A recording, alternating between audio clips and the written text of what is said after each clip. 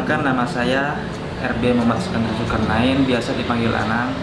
Saya mahasiswa aktif Uniba Madura, angkatan pertama 2018. Saya ngambil jurusan manajemen, program manajemen.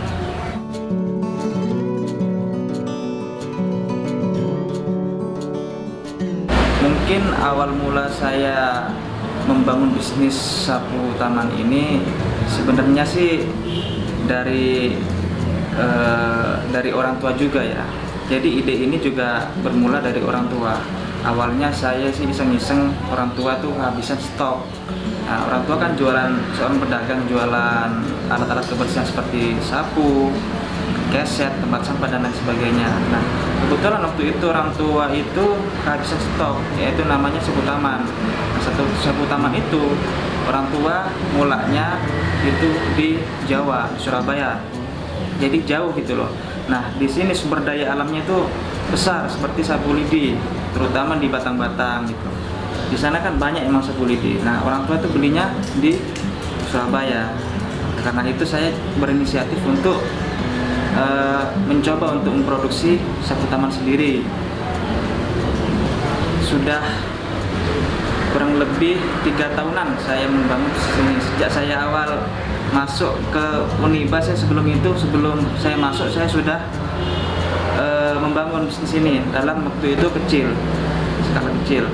Nah, setelah saya kembangkan lagi, setelah sampai saat ini ya alhamdulillah sudah lumayan besar.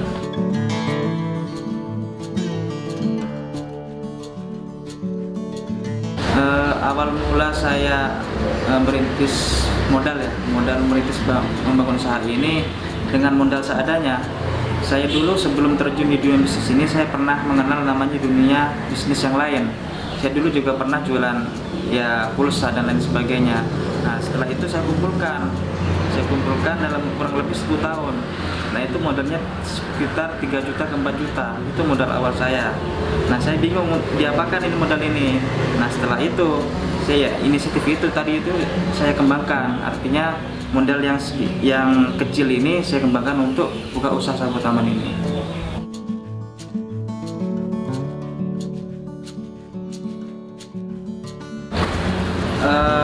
Pendapatan ya, penghasilan ya, ketika saya awal-awal merintis membangun bisnis ini ya nggak besar ya.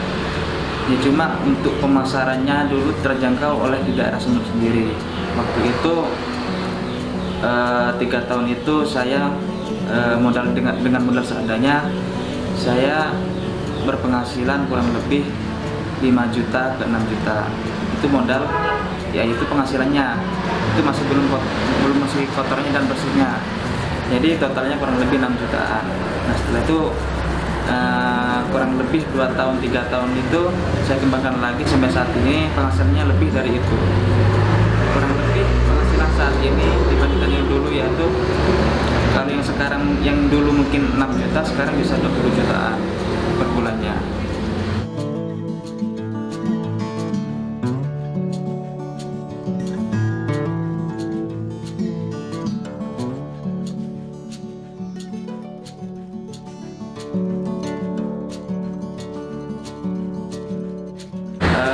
Awal perjuangan sebenarnya sih ini mungkin dari saya sendiri ya, dari orang tua juga, karena orang tua dulu juga seorang pedagang ya maupun juga pengusaha juga. Jadi mungkin saya terbawa juga jiwa-jiwa bisnisnya juga. Jadi awal mulanya saya waktu itu ada di pondok. Saya pernah mondok di Alamin di Prenduan. Nah, waktu itu kan saya juga kan seorang santri yang dikasih orang tuanya, yang dikasih uang makan orang tuanya, dikasih sama orang tuanya. Nah, setelah saya keluar, saya pengen berinisiatif untuk ya setidaknya meringankan bebannya mereka.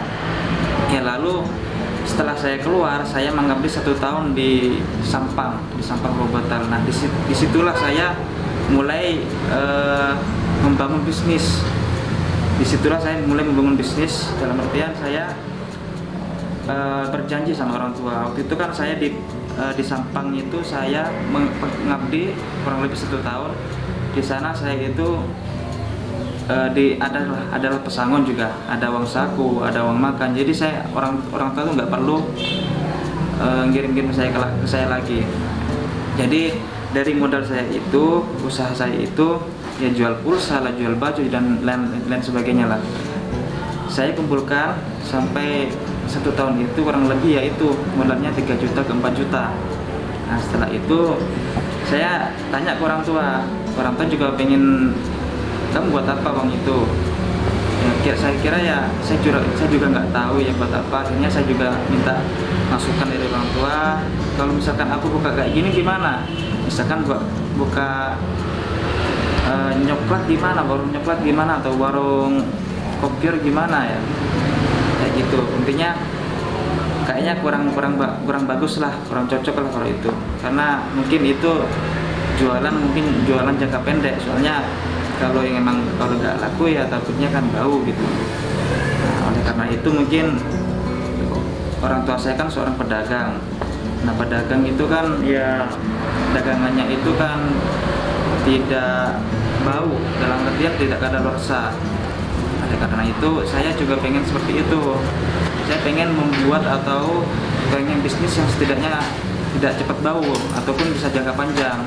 Akhirnya ya itulah ketemu inisiatif untuk jualan atau produksi sapu taman, sapu lidi ini. Ya akhirnya ya awal-awalnya ya saya produksi sapu lidi ini juga nggak tahu seperti apa. Nah, kan saya kelahiran Jawa, saya Jawa Tulungagung. Nah, di Tulungagung itu emang sumber daya alam banyak, terutama produksi seperti sapu taman, sapu lantai, keset, tempat sampah itu banyak di sana produksi. Nah, saya belajar di tempat kelahiran saya di sana dan bagaimana cara pengolahannya seperti apa, dan waktu kurang lebih 1 mingguan saya di Tulungagung, saya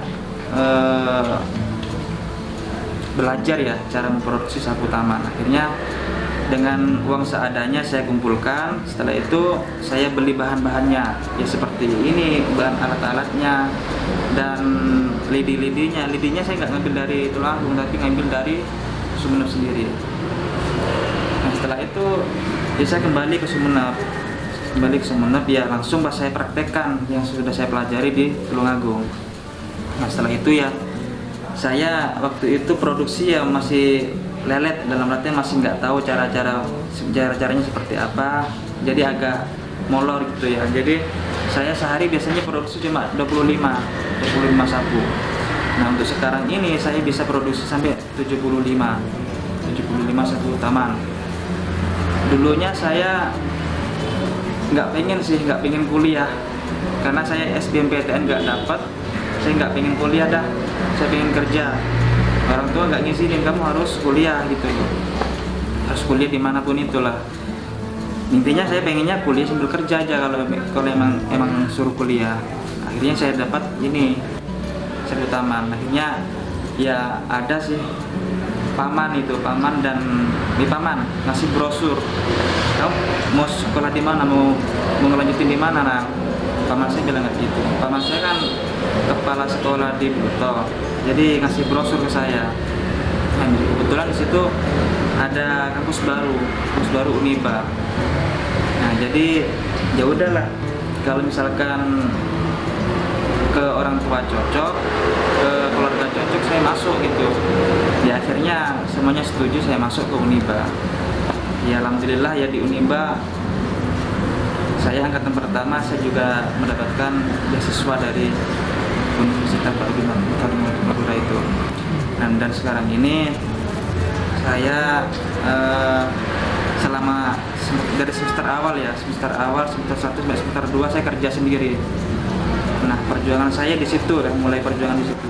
Jadi awal mula saya itu ya kerja sendiri ya, sambil lalu dibantu sama orang tua.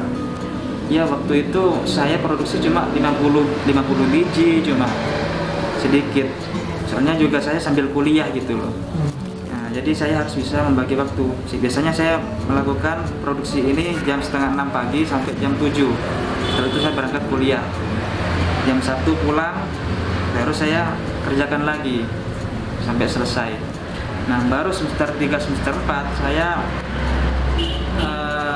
karena mungkin waktu itu juga sudah agak padat ya, hour kuliah itu padat, makanya saya mungkin ngambil inisiatif untuk ambil karyawan. Yang saya ambil itu karyawan belakang karena atau tetangga saya. Ya jadi semester 3 semester 4 saya tidak kerja, saya di sini cuma sebagai pemantau aja. Sampai saat ini pun saya juga masih memperkerjakan orang, dan karyawan saya sekarang jumlahnya kurang lebih 4 orang.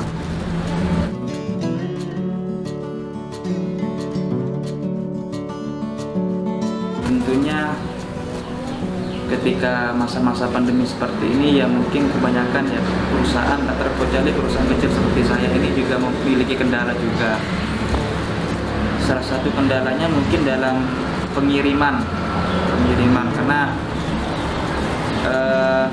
pemasaran yang saya pasarkan di sana itu pun itu juga masih masih punya stok banyak gitu loh, dalam artian ya masih punya banyak lah barang-barangnya, jadi saya nggak ngirim gitu loh, karena masa-masa pandemi yang di perusahaan, di toko-toko besar tersebut yang saya kirimi sapu ini juga nggak mau gitu loh, soalnya bahannya masih banyak.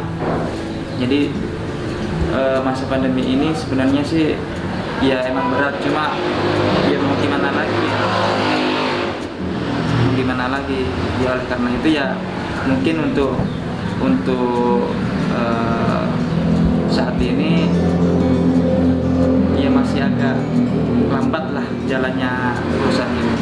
Walaupun begitu ya tetap saya jalankan, jangan sampai berhenti tengah jalan itu aja.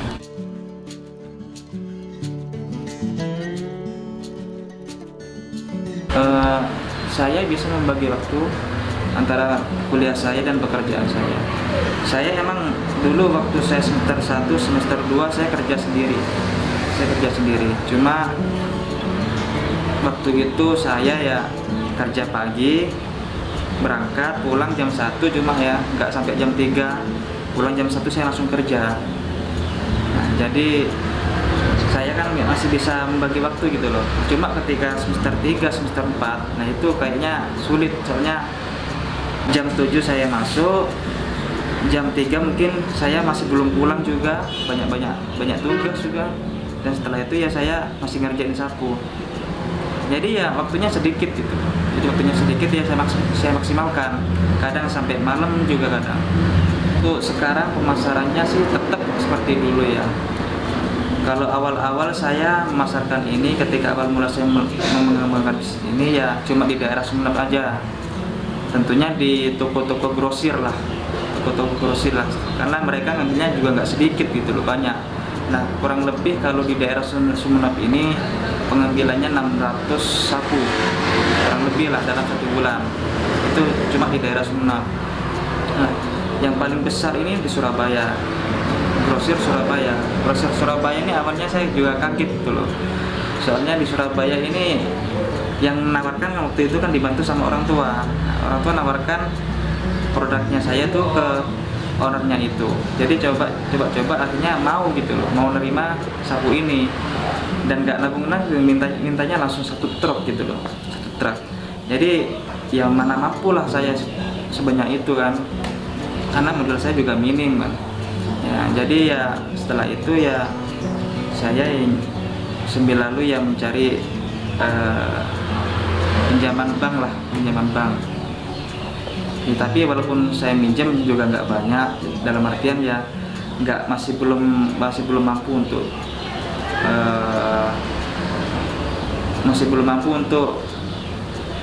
mencapai tujuan itu. Untuk yang mencapai 1 truk itu nggak mungkin lah, itu kurang lebih kalau 1 truk itu antara 5.000 ke 6.000 sapu taman, jadi saya nggak mampu.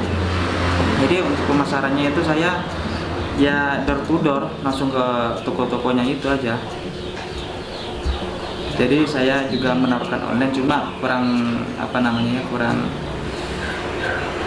percaya lah. Jadi saya langsung ke door to door, terutama di daerah Sumeneb sendiri. Saya belajar di kampus di Unimba Madura, saya nggak sia-sia lah, karena apa yang sudah saya pelajari dan dosen-dosen yang sudah ngasih materi sama saya, tentunya semuanya ada manfaatnya juga, dari cara tata mengelolanya seperti apa, dan dibantu dan support juga lah oleh pihak kampus, terutama dari stafnya, dosennya dan lain sebagainya. Itu sangat membantu saya dan sangat memotivasi saya gitu loh, Mas.